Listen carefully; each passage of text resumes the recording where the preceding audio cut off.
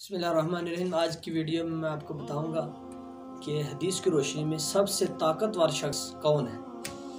ابو ہریرہ رضی اللہ تعالیٰ سے روایت ہے کہ رسول اللہ صلی اللہ علیہ وسلم نے ارشاد فرمایا کہ سب سے طاقتور شخص وہ نہیں جو کسی کو بچھاڑ دے، بلکہ فرمایا سب سے طاقتور وہ شخص ہے جو غصے کے وقت اپنے آپ کو قابو میں رکھے۔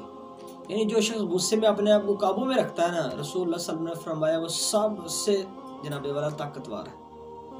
اچھا، اب غصے کو کیسے، اگر غصہ آ بھی جائے تو اس کو کیسے قابو کریں، یہ بھی حدیث کی روشنی میں سنیں۔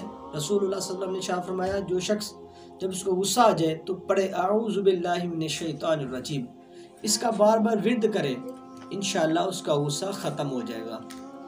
اگر غصہ ختم ہو جائے تو پھر مالک اس کو انعام کیا دے گا؟ حدیث مبارکہ میں آتا ہے رسول اللہ صلی اللہ علیہ وسلم نے ارشاد فرمایا کل قیامت والے دن اللہ رب العزت اس کو بلائے گا اپنے پاس، جس نے غصے پر قابو کیا اس کو بلائے گا اور فرمائے گا خالق کہ یہ جو بھی حور العین تجھے چاہیے تم لے لو۔ یعنی اللہ رب العزت اس کو کیسا انعام دے گا، بس اتنا ہی کہ اپنے غصے پر قابو کرے۔ جو بندہ اپنے غصے پر قابو کر لے گا، فرمایا سب سے وہ طاقتور ہے۔ اللہ رب العزت کی بارگاہ میں دعا ہے اللہ رب العزت ہمیں بھی اپنے غصے پر قابو رکھنے کی توفیق عطا فرمائے۔